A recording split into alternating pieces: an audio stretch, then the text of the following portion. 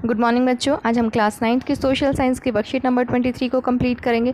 बेटा ये आपके हिस्ट्री के चैप्टर 2 यूरोप में समाजवाद व रूसी क्रांति से रिलेटेड है और इस वर्कशीट में हम रूसी क्रांति भाग 1 पार्ट 1 को पढ़ेंगे। इससे नेक्स्ट वर्कशीट में हम रूसी क्रांति पार्ट 2 को पढ़ेंगे। इस वाली वर्कशीट में बच्चों हमें रूसी क्रांति के बारे में बताया गया कि रूसी क्रांति से पहले जो है रूसी साम्राज्य कैसा था, वहाँ के जो शासन व्यवस्था थी वो कैसी थी, किस तरीके के लोग थे, क्या काम किया जाता था, इस तरीके से इन थोड़ी डिटेल्स इस वाली वर्कशीट में आपको दी गई है। तो लेट्स स्टार्ट बच्चों। रूसी क्रांति से पूर्व, अब रूसी क्रांति से पहले क्या था? जो रूसी साम्राज्य था उसमें बेटा रूस के अलावा आज का जो फिनलैंड है, लातविया है, Lithuania, Estonia, Poland, Ukraine, Belarus के कुछ हिस्से और जॉर्जिया, आर्मेनिया और अज़रबैजान शामिल थे। तो रूस के अलावा ये सारे जो हिस्से हैं ये रूसी साम्राज्य के अंतर्गत ही आते थे। रूसी सम्राट जार निकोलस द्वितीय एक निरंकुश शासक था, उस पर किसी का भी नियंत्रण नहीं था, उसका खुद का निरंकुश शासन चलता था। और जो मध्यम वर्ग के उदारवादी थे उनके पास राजनीतिक अधिकारों का अभाव था, उनको कोई राजनीतिक अधिकार नहीं दिए गए थे। कि नहीं, जो मध्यम वर्ग के उदारवादी लोग थे उनको कोई भी राजनीतिक अधिकार नहीं मिला था। और उस समय जो राजनीतिक दल थे रूस में वो अवैध थे। राजनीतिक पार्टी, पॉलिटिकल पार्टी जो थे बनाने में अवैध समझा जाता था, उसकी कोई मान्यता नहीं दी गई थी। 85% आबादी जो थी वो कृषि कार्य से जुड़ी थी। उस समय पे रूस की जो 85% आबादी थी वो क्या करती थी? खेती करती थी। और केवल बड़े किसान थे जिनके पास अपनी खुद की ज़मीन थी। और अधिकांश जो संपत्ति थी, जो भी ज़्यादातर संपत्ति थी, उन पर किसका स्वामित्व होता था, किसका अधिकार होता था? सामंतों का और रूढ़िवादी चर्च, तो इनका उस पर अधिकार होता था। और जो बाकी देखो आपने यहाँ पे देखा ना 85% जो है वो किसान थे, कृषि कार्यों में जुड़े हुए थे, लेकिन सिर्फ बड़े किसानों के पास ही ज़मीन थी, बाकी जो किसान थे उनके पास अपनी ज़मीन नहीं थी। सामान्यतः किसान और ज़मींदारों के संबंध अच्छे नहीं थे। अब किसान और ज़मींदार के जो संबंध थे वो अच्छे नहीं थे। क्यों? क्योंकि किसान जो अक्सर लगान नहीं दे पाते थे, जिसकी वजह से उनके बीच में अच्छे संबंध नहीं थे। और जो लगान ना देने के कारण ज़मींदार जो क्या करता था, ज़मीन के पर उसके कब्ज़ा कर लेता, किसान की ज़मीन पर कब्ज़ा कर लेता था। इस वजह से विद्रोह कर दिया करते थे किसान, इसलिए उनके संबंध अच्छे नहीं थे।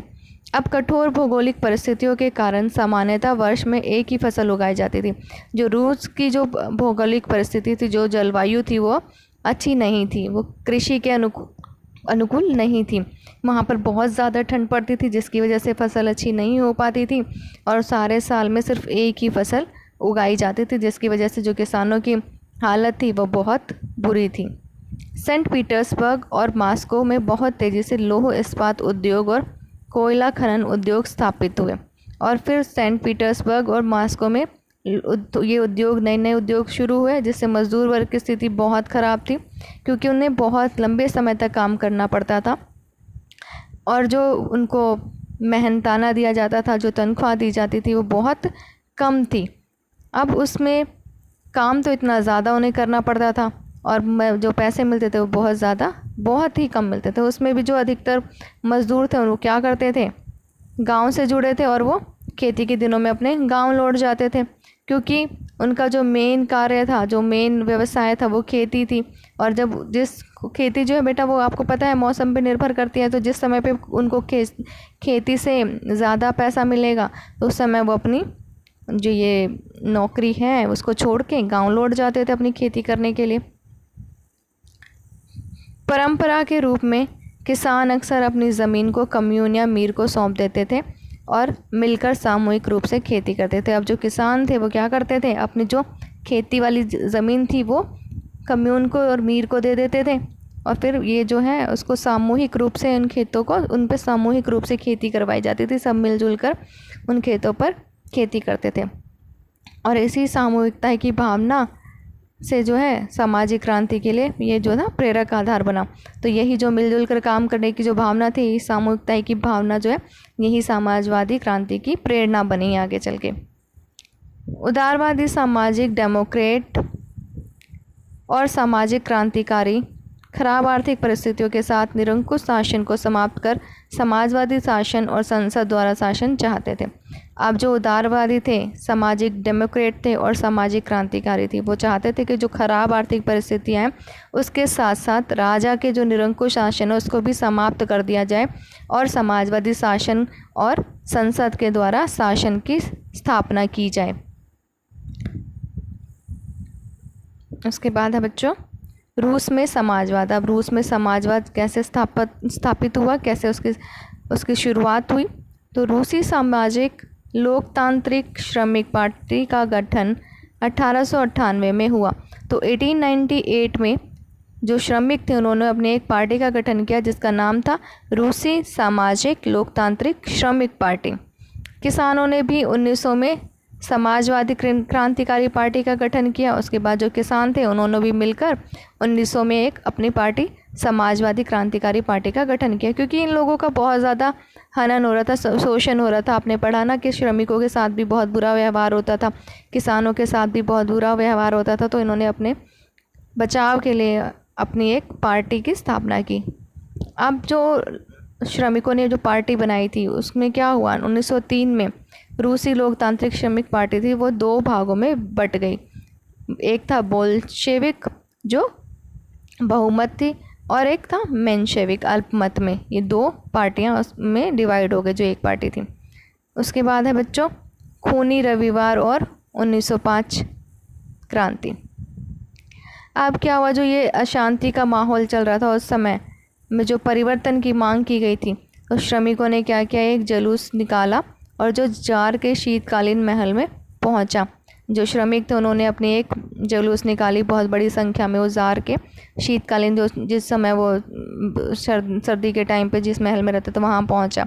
अब जो जुलूस को देख के इतने सारे लोगों को देखकर पुलिस ने क्या किया, उन लोगों पर हमला कर दिया और इस हमले में 100 से ज़्यादा कार्यकर्ता मारे गए। इसी घटना को हम खूनी रविवार के नाम से जानते हैं। अब इस क्रांति के दबाव में जो वो लोग मारे गए और ये जो क्रांति हुई, जार ने क्या किया, एक निर्वाचित संसद ड्यूमा के निर्माण की अनुमति दे दी। तो राजा ने अनुमति दी, परमिशन दी कि हाँ हम जो है एक निर्वाचित संसद का गठन करेंगे। और रूस की संसद को, ये क्वेश्चन भी बहुत बार आता है बच्चों कि रूस की संसद को क्या कहा जाता, तो रूस की संसद को यहाँ हम ड्यूमा बोलते हैं। उसके बाद है प्रथम विश्व युद्ध। प्रथम विश्व युद्ध का जो है रूस पर बच्चों बहुत बुरा असर पड़ा था। तो जर्मनी और ऑस्ट्रिया में जो रूसी सेना थी वो बहुत बुरी तरह से हार गई थी। 1914 से 1917 के बीच में युद्धों में खेती और उद्योगों पर भी गंभीर प्रभाव पड़ा। अब युद्ध जो थे उस समय पे ना तो खेती हो पाती है ठीक से, ना उद्योग चल पाते हैं, इन पे बहुत बुरा प्रभाव पड़ता है क्योंकि जो सारे संसाधन हैं वो तो सब युद्ध में लग जाते हैं, सभी लोग भी युद्ध में लग जाते हैं। इसकी वजह से क्या हुआ, मज़दूरों की भी कमी हो गई और जो सेना थे, जो भी उत्पादन था वो कहाँ जाता था, सेना को खिलाने के लिए अनाज की बड़ी आपूर्ति भेजी जाती, तो बहुत ज़्यादा मात्रा में खाना जो था वो सेना के लिए भेजा जाता था क्योंकि उनको युद्ध लड़ना है तो उनको खाना भी उपलब्ध कराना होगा। और इस वजह से जो आम लोग थे उनके लिए क्या हुआ, अनाज की बहुत भारी कमी हो गई क्योंकि जो खाना था वो उनके पास पहुंच जाता था, खेती और उद्योग बंद हो गए थे। और अब क्या था, जो इतना लंबा युद्ध चलने के बाद और इस तरह हार भी हो रही थी तो सैनिक जो है वो युद्ध नहीं लड़ना चाहते थे। अब सैनिक भी चाहते थे कि वो क्रांतिकारियों का साथ दें। तो यहाँ पे ये वर्कशीट आपकी कंप्लीट होती है बच्चों। आई होप आपको ये वर्कशीट समझ में आ गई होगी बच्चों। आज की वीडियो में इतना ही। नेक्स्ट वर्कशीट में हम इस वर्कशीट के क्वेश्चन आंसर्स को डिस्कस करेंगे। आई होप बच्चों आपको ये अच्छे से समझ में आ गई होगी। अगर आपको कुछ समझ नहीं आया है, कोई डाउट्स हैं, तो आप कमेंट सेक्शन में कमेंट कीजिए, मैं आपके डाउट्स को क्लियर करूँगी। और अगर आपको वर्कशीट समझ में आई है तो वीडियो को लाइक कीजिए, शेयर कीजिए और अगर आपने अभी तक चैनल को सब्सक्राइब नहीं किया है तो चैनल को सब्सक्राइब कर लीजिए ताकि आगे आने वाली वीडियोज़ की नोटिफिकेशन आपको टाइम से मिल सके। हैव ए गुड डे बच्चों, बाय बाय।